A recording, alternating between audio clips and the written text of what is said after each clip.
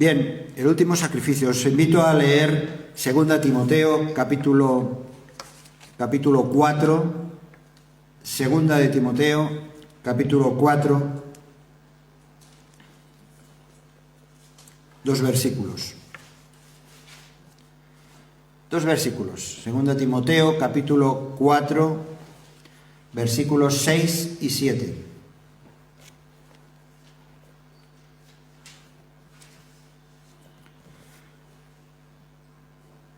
Como decíamos al principio, hoy es un día para muchos de celebración, el Día de la Madre, sea este domingo, sea el domingo que viene, cuando sea, dar un beso, un recuerdo si todavía tu madre está contigo, un WhatsApp, lo que sea. Y siempre reconocemos el sacrificio incomparable de madres. Y en Rumanía se celebra el Día de la Resurrección. Sí, si hubieras venido antes, tú hubieras... No, yo ya he venido desayunando. Yo ya he venido desayunando. ¿Desayunando? Bueno, pues ya lo hemos recordado, Alex, es cuestión de venir a la hora y eso queda registrado. Bien, en Rumanía y en otros países donde son ortodoxos, también en Bulgaria, también. Bien, vamos a leer pues estos 2 versículos, 2 Timoteo, capítulo 4, versículos 6 y 7. Dice: porque yo ya estoy para ser sacrificado y el tiempo de mi partida está cercano. He peleado la buena batalla, he acabado la carrera, he guardado la fe. Desde luego estos 2 versículos definen una vida y definen precisamente el final de una vida, la de Pablo. Pablo estaba enfrentando con toda probabilidad su sentencia de muerte cuando se escriben estas palabras. Y estas palabras de su segunda carta a Timoteo son prácticamente su legado, su testamento, la herencia de una vida dedicada al Maestro desde el mismo momento de su conversión, desde aquel camino a Damasco. Él podía decir al final estas palabras.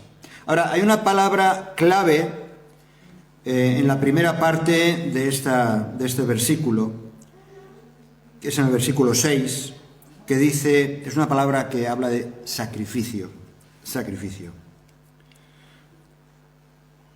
Dice: ya estoy para ser sacrificado. Pablo estaba dando ejemplo de fidelidad a su apostolado hasta el momento final de su vida, y para aclarar esto Pablo usa estas 2 ilustraciones, a ver si se nos pueden quedar en la mente. 2 ilustraciones. La primera es la del sacrificio, la idea del sacrificio en el templo. Dice: ya estoy a punto de ser ofrecido en sacrificio. En Deuteronomio vemos que el derramamiento de sangre o el vino ante el Señor era parte del rito del sacrificio que se hacía sobre el altar del Señor, tu Dios. En Filipenses capítulo 2, versículo 17, dice Pablo, dice: y aunque sea derramado en libación sobre el sacrificio y servicio de vuestra fe, me gozo y regocijo con todos vosotros. Dice, aunque sea derramado en libación. Usa el término libación, significa derramamiento. Derramamiento. Dice, aunque sea derramado, y lo cita Pablo de esta manera para inculcar en Timoteo la idea de lealtad necesaria en el futuro, porque su muerte iba a ser inminente, la muerte de Pablo iba a ser inminente.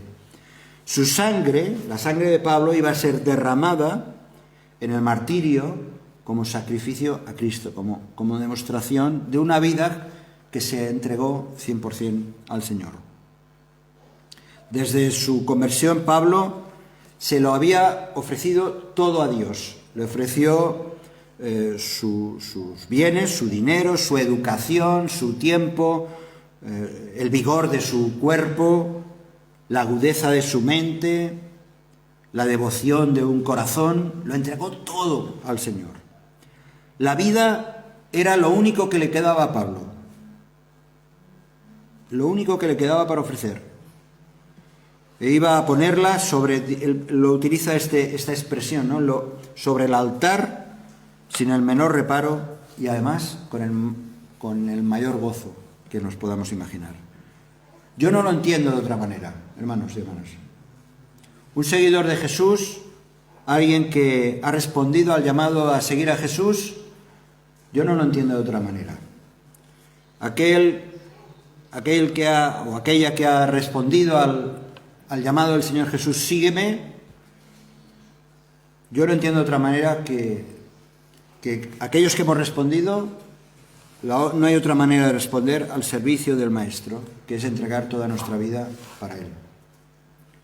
El Señor Jesús decía, si alguno me sirve, sígame, y donde yo estuviere, allí también estará mi servidor. Si alguno me sirviere, mi Padre le honrará.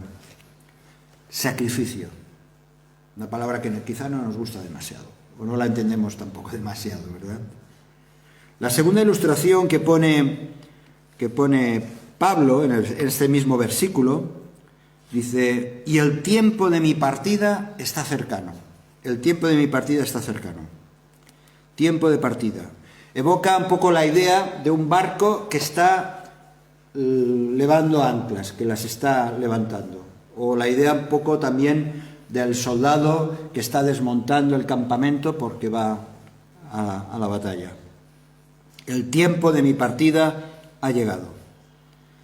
Esta metáfora que presenta Pablo tiene un sentido doble. Por un lado de apartarse y por otro lado de sentirse ya libre 100%.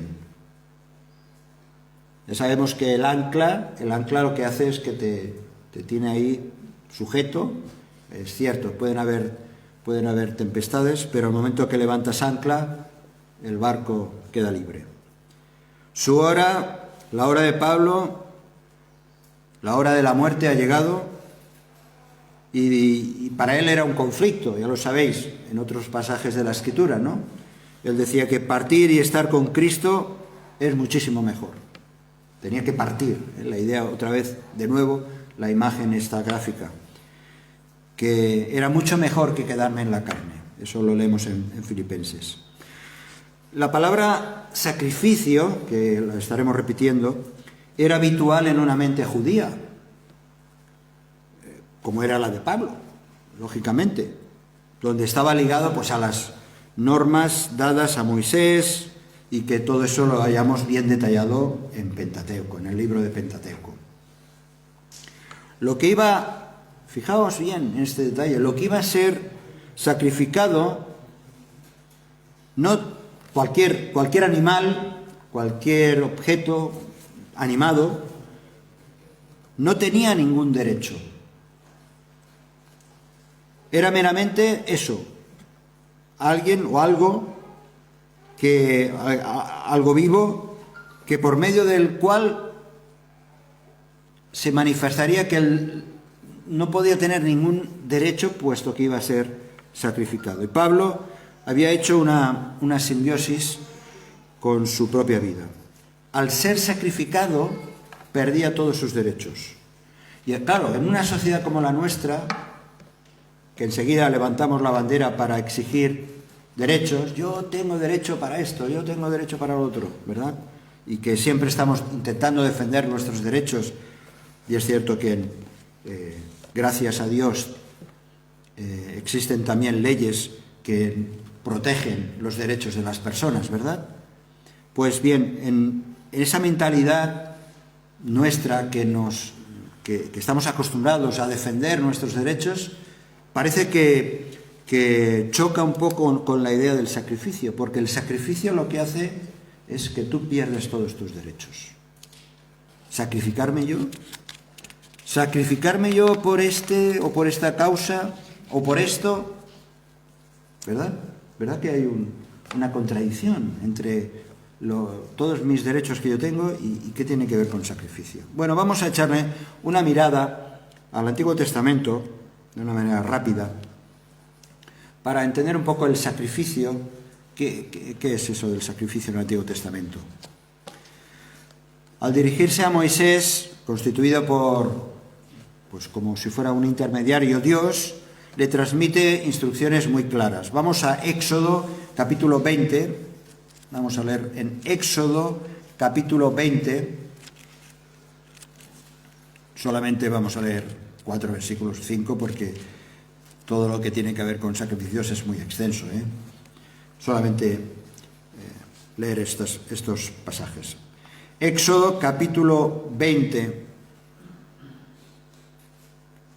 versículos del 22 al 26.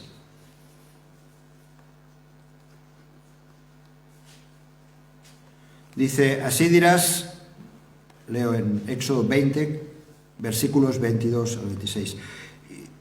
Jehová dijo a Moisés, así dirás a los hijos de Israel, vosotros habéis visto que he hablado desde el cielo con vosotros. No hagáis conmigo dioses de plata ni dioses de oro os haréis. Altar de tierra harás para mí, y sacrificarás sobre él tus holocaustos y tus ofrendas de paz, tus ovejas y tus vacas. En todo lugar donde yo hiciere que esté la memoria de mi nombre, vendré a ti, fijaos bien, vendré a ti y te bendeciré. Y si me hicieres altar de piedras, no las labres de cantería, porque si alzares herramientas sobre él, lo profanarás. No subirás por gradas a mi altar, para que tu desnudez no se descubra junto a él. O sea, lo más llano posible. El texto enumera los elementos constitutivos de un sacrificio. En primer lugar, dice que tiene que haber un altar, que debe estar hecho de tierra o de piedra sin labrar y no tener escalones, a ras de tierra, a ras del pueblo. También nos dice que tiene que haber una víctima, un ganado mayor o menor. Y precisa de las dos formas que puede adoptar el sacrificio, la de un holocausto o la de un sacrificio de comunión. El texto, este pasaje, contiene una doble promesa y eso tiene que ver con el sacrificio que luego vamos a comentar. Una doble promesa en la que se concentra realmente toda lo que es la teología, toda la enseñanza acerca del sacrificio. Dice que cada vez que Israel ofrece un sacrificio, Dios viene. Dice, hemos leído, y yo vendré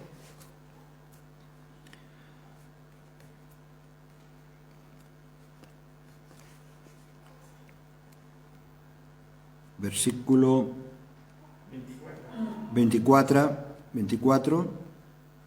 vendré a ti, al final del versículo, vendré a ti. Si haces eso, yo vendré a ti. Dios viene cada vez que hay un sacrificio, vemos en el Antiguo Testamento. El autor utiliza aquí el mismo verbo que empleado en Éxodo 19, versículo 9. Dice, entonces Jehová, cuando se está acercando Dios, dice a Moisés, he aquí, yo vengo a ti en una nube espesa para que el pueblo oiga mientras yo hablo contigo y también para que te crean para siempre. Yo vengo a ti. Es el propósito de la revelación de Dios ahí en el Sinaí.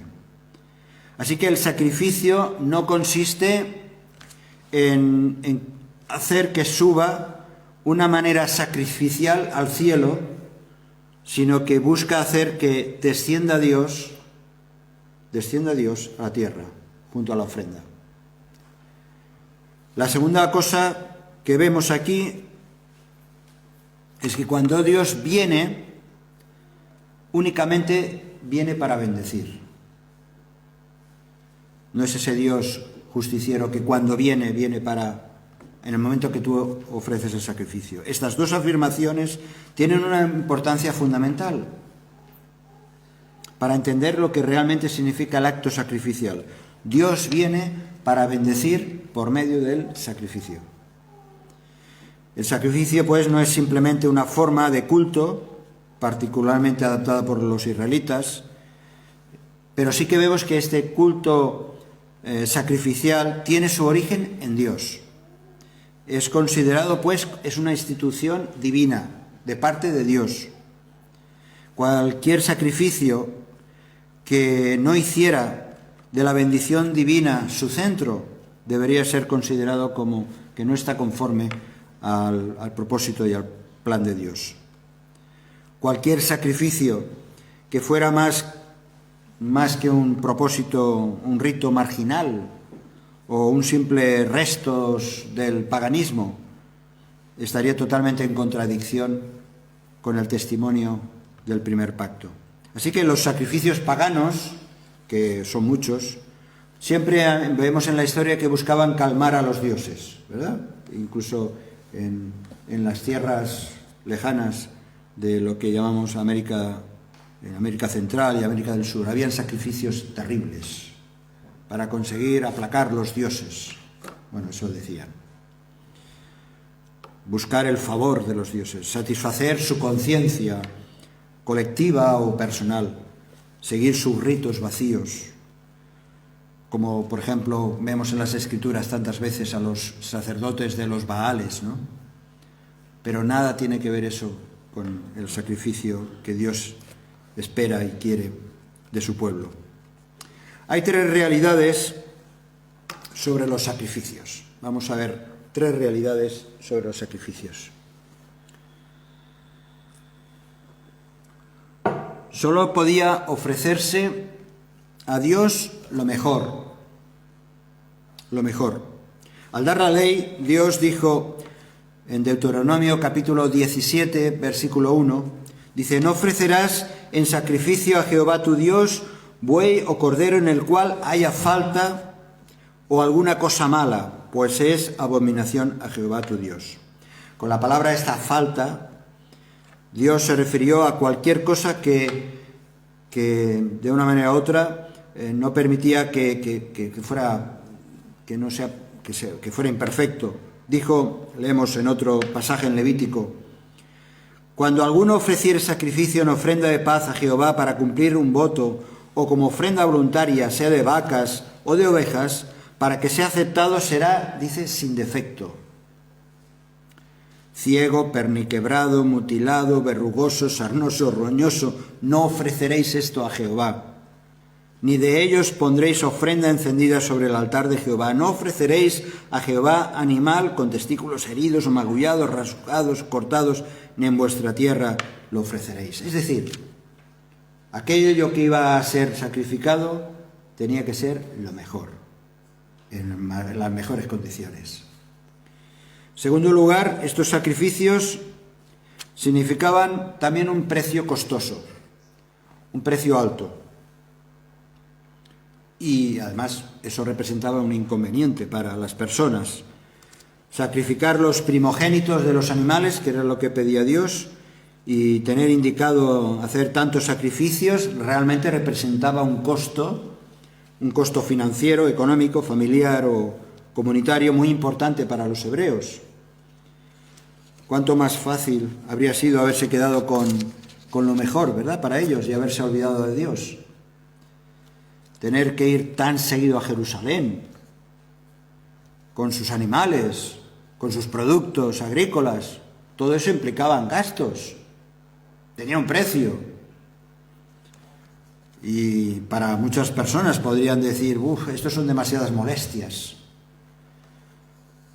Para estar seguro de que lo que se traía para presentar era exactamente lo que debía ser, Dios exigía cuidado, previsión, para poder tener preparada la ofrenda que iba a ser sacrificio. El propósito de Dios era que tomaran todas las molestias al realizar estos sacrificios. Y sí, tomaban tiempo, buscaban providencias, tenían que prever los gastos. En un sentido, tales sacrificios indicaban algo básico: es que yo debo de poner toda mi atención en lo que voy a ofrender. a ofrendar. Dios ha provisto un sistema por medio del cual el hombre mostrase preocupación por las cosas de Dios. Y por eso, aquel que no preveía todo eso, pues no estaba siendo agradable ese sacrificio delante de Dios. Cuando los hombres se apartaron de Dios, olvidaron precisamente estos sacrificios, fijaos. Y cuando rechazaron estos sacrificios, se alejaron más y más de Dios. Sin embargo, Dios no quería que se hicieran estos sacrificios, a no ser que el corazón del hombre estuviese tras ellos. Leemos en Isaías, os invito a leer en Isaías, capítulo 11. Isaías 11. No, Isaías capítulo 1, versículo 11. Isaías capítulo 1.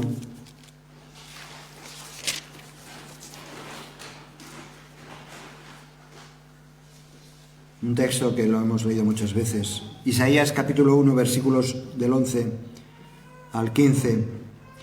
Dice: ¿Para qué me sirve, dice Jehová, la multitud de vuestros sacrificios? Hastiado estoy de holocausto de carneros y de sebo de animales gordos. No quiero sangre de bueyes, ni de ovejas, ni de machos cabríos. Y diríamos, pero si eso es lo que has pedido, Dios. Dice: ¿quién demanda esto de vosotros, de vuestras manos, cuando venís a presentaros delante de mí para hollar mis atrios? No me traigáis más vana ofrenda. El incienso me es abominación, luna nueva y día de reposo. El convocar asambleas no lo puedo sufrir. Son iniquidad vuestras fiestas solemnes. Vuestras lunas nuevas y vuestras fiestas solemnes las tiene aborrecidas mi alma. Me son gravosas, cansado estoy de soportarlas. Cuando extendáis vuestras manos, yo esconderé de vosotros mis ojos.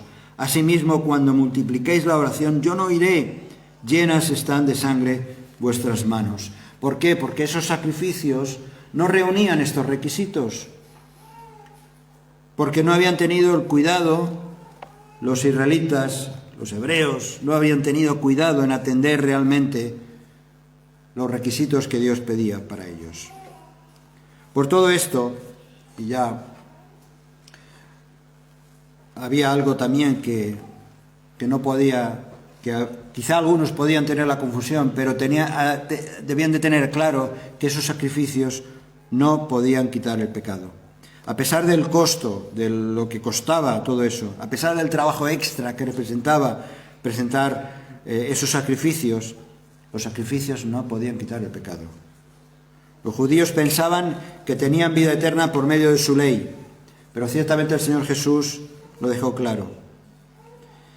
El escritor a los Hebreos dice, Hebreos capítulo 10, versículos 1 a 2, porque la ley, teniendo la sombra de los bienes venideros, no la imagen misma de las cosas, nunca puede, dicen, la ley nunca puede, por los mismos sacrificios que se ofrecen continuamente cada año, no pueden hacer perfectos a los que se acercan. De otra manera cesarían de ofrecerse, pues los que tributan este culto, limpios una vez, no tendrían ya más conciencia de pecado. Y añade el versículo 11, Hebreos capítulo 10, versículo 11, ciertamente todo sacerdote está día tras día ministrando y ofreciendo muchas veces los mismos sacrificios que nunca pueden quitar los pecados. Eso era en el Antiguo Testamento. Eran los requisitos. Darle lo mejor al Señor, tomarse todas las molestias, valorar el costo para que realmente se viera lo importante que era atender la demanda de Dios, pero al mismo tiempo eso no iba a quitar los pecados porque se apuntaba hacia el futuro, hacia el Mesías. Por esto, y por mucho más, volviendo otra vez al principio, a esos versículos que me he leído de Pablo, Pablo entendía la idea del sacrificio. Es Dios quien viene al encuentro. Cuando tú entregas tu vida, Dios viene a tu encuentro. Dios viene al encuentro del que se sacrifica. Y cuando Dios viene es para bendecir. Y solo a Dios se le puede ofrecer lo mejor. Y un sacrificio implica un alto precio. Pero ese sacrificio no quita ningún pecado ni gana el favor de Dios. Eso es importante. Entonces, ¿qué clase de sacrificio debemos hacer los cristianos? Bueno, muchas veces aquí estamos recordando algunas de ellas. Entregar su vida literalmente, es decir, entregar nuestra vida literalmente, es decir, dejarse matar por causa de la fe. Fijaos, se ha hecho una mención, ¿no?, a las iglesias perseguidas. En un informe de Puertas Abiertas, esta organización que trabaja con la iglesia, que se llama la Iglesia Perseguida, habla de unos 215 millones de cristianos, 215 millones de cristianos, de unos 50 países que sufren algún tipo de persecución. Yo creo que en México también hay zonas donde hay auténtica persecución y está precisamente México en la lista de los países donde hay iglesia perseguida. ¿Solamente ese es el sacrificio válido para Dios? Y si esto es así, mientras no llegue el caso, si es que llega, diríamos que no hay sacrificio por nuestra parte. No puede haber sacrificio. Pablo lo expresa claramente. Vamos a ver, ¿cuál es realmente el sacrificio que espera Dios de nosotros, de los cristianos? Romanos capítulo 12, versículo 1. ¿Lo podemos leer todos juntos, los que estamos aquí? ¿Lo leemos todos juntos? Si no podéis leer aquí, mirad, buscadlo en la Biblia. ¿Lo tenéis? ¿Lo leemos? 1, 2 y 3. Así que, hermanos, os ruego por las misericordias de Dios que presentéis vuestros cuerpos en sacrificio vivo, santo, agradable a Dios, que es vuestro culto racional. Volvemos a leerlo otra vez, por favor. Es un texto muy conocido. Así que, hermanos, os ruego por las misericordias de Dios que presentéis vuestros cuerpos en sacrificio vivo, santo, agradable a Dios, que es vuestro culto racional. Romanos 12, 1. Lo sabemos de memoria casi, ¿no? Algunos. La clase de sacrificio hoy que Dios espera para ti y para mí, ¿cuál es? La palabra clave es cuerpo. Dice Pablo, cuerpo. Se refiere a toda la personalidad. Filipenses capítulo 1, 20 dice, en nada será avergonzado, Cristo será magnificado en mi cuerpo.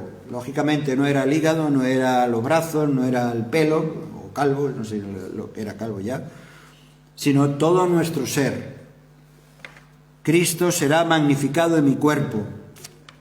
Había un reformador de la época de la Reforma, Calvino, que decía que al hablar de cuerpos, Pablo no se refiere solamente a nuestra piel o a nuestros huesos, sino a la totalidad de lo que nos compone. Él adoptó esta palabra, Pablo adoptó esta palabra para poder designar más completamente todo lo que somos, ya que los miembros del cuerpo son los instrumentos por medio de los cuales llevamos a cabo nuestros propósitos, y nuestro propósito es servir a Dios. Así que Pablo dice en este texto de Romanos que estos sacrificios deben tener estas tres características que son fundamentales. Deben ser vivos, santos y agradables. Es decir, vivos. Deben proceder de una vida nueva. No puedes entregarte a servir a Dios si no tienes una vida nueva. Deben ser santos, producto precisamente, el resultado de la influencia y del cambio transformador del Espíritu Santo en nuestra vida. Y agradables a Dios. No solo aceptados por Dios por ser muy gratos a aquel, sino porque realmente estamos haciendo su voluntad. Y estamos entregando nuestra vida por completo al Señor. La historia del cristianismo está llena de testimonios, lo sabéis, de hombres y mujeres que dieron sus vidas por Jesucristo. Aquí en Tarragona, muy cerquita de Cambrils, pues tenemos vestigios de la época romana, y en ese teatro nos consta que primeros cristianos de la época, sufrieron martirio y murieron por causa de la fe. La historia nos habla del cristianismo, que está llena de hombres y mujeres que dieron sus vidas por Jesucristo. Pero esa misma historia no menciona los millones y millones y millones y millones de personas, de cristianos, de cristianas, que han vivido, que viven, que vivimos de acuerdo a estos principios mencionados por Pablo. Es decir, hombres y mujeres que también estamos deseando y queriendo presentar nuestros cuerpos, en el sentido de totalidad, de entregar nuestra vida en sacrificio vivo, santo y agradable a Dios. Esto tiene muchos aspectos prácticos. Voy a mencionar simplemente 3 y con esto acabo ya. Hay muchas maneras de ofrecer. Una de ellas es nuestro tiempo. Nuestro tiempo. ¿A qué dedicas tu tiempo? Cuando menciono tiempo lo relaciono no solamente con las 24 horas, sino también lo relaciono con los dones, con las habilidades que el Señor nos ha dado, con los que el Espíritu Santo te ha provisto. Y es un desperdicio, ¿verdad? Cuando vemos, por ejemplo, las toneladas de alimentos, ¿verdad?, que son muchas veces tirados a las basuras, cuando vemos a supermercados como por las noches tiran en los cubos restos de comida teóricamente caducada, etcétera, ¿verdad? Se nos encoge el alma sabiendo que hay tanta necesidad y gracias a Dios porque se puede recoger algo de todo eso, ¿verdad? Que nos da esa idea, ¿no?, del desperdicio. Bueno, con el tiempo nos pasa igual. Si tuviéramos que medir la cantidad de tiempo desperdiciado, la cantidad de dones que no se usa, la cantidad de habilidades que no ponemos a los pies del Señor. Otro aspecto práctico es nuestro dinero. El precio espiritual de Cristo fue alto, lo hemos estado recordando esta mañana. La provisión material de Dios también no tiene límites. Sabemos las necesidades de su obra. Para que la obra de Dios avance se necesita que nuestros recursos estén a su disposición. La generosidad del hombre, el hecho de que nosotros seamos generosos no va a añadir más misericordia de parte de Dios. No vamos a ofrendar para que Dios sea más misericordioso, ¿verdad? Dios ya lo es. Pero es cierto que en toda obra misionera, y nuestra Iglesia lo es, forma parte de la misión de Dios, el factor económico siempre está presente y no podemos evitarlo.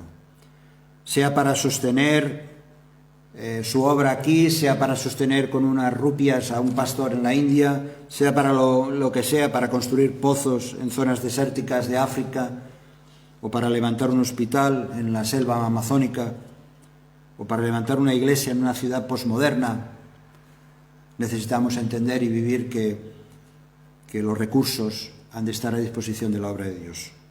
Dice Proverbios capítulo 3, versículo 9, honra al Señor con tus riquezas y con los primeros frutos de tus cosechas. Es un aspecto práctico de ofrecernos a Dios. Y finalmente, nuestras fuerzas. Aquí veis en el dibujito una hormiga levantando, no sé si lo podéis ver bien, una hormiga aquí levantando un tronco, ¿no? Cuando aquel intérprete de la ley se acercó a Jesús, preguntarle cuál era el mayor mandamiento en la ley, la respuesta fue contundente del Señor. Le dijo: amarás al Señor con todo tu corazón, con toda tu alma y con toda tu mente. Y seguidamente añadió: amarás a tu prójimo como a ti mismo. Todo esto implica poner toda la carne en el asador, todas las fuerzas para servir a Dios y al prójimo, porque no hay otra manera de vivir vidas en sacrificio si no es en amor y por amor. Y hermano, hermana, los que estamos aquí, aquellos que nos estáis siguiendo, tú eres el último sacrificio. El Señor, igual que Pablo vamos a recordar, no sé si sale aquí, esos 5 factores que para Pablo lo había entendido la idea del sacrificio, ¿no? Es Dios quien viene al encuentro del que se sacrifica. Cuando tú te entregas al Señor, el Señor viene más a ti. El Señor se revela más a ti. Cuando tú te sacrificas, entendido como que entrego todo mi ser delante de Él, Dios viene para bendecirme, para aumentar todavía más y más su bendición. Ahora, solo a Dios podemos ofrecerle lo mejor, no los restos, no una parte, no una selección, sino lo mejor de nosotros. Pero es cierto que para que eso ocurra tiene que haber un precio que pagar, un precio alto, sabiendo que el sacrificio, nuestro sacrificio, nuestra entrega total al Señor, no va a añadir el favor de Dios, porque Dios te ama, Dios me ama, y su misericordia no se acaba nunca. Así que por eso damos gracias a Dios. Si este mensaje te ha bendecido o te ha ayudado en algo, puedes suscribirte a nuestro canal de YouTube. También conocerás nuestra comunidad, la Asamblea Bíblica del Camp de Tarragona, en Cambrils, España, a la que estás cordialmente invitada o invitado. También puedes seguirnos por las redes sociales. Los enlaces los encontrarás aquí abajo y podrás visitar nuestra página, así como conocer nuestros programas radiales y podcasts de Yum Radio. ¿Qué? ¿Te suscribes ya a nuestro canal?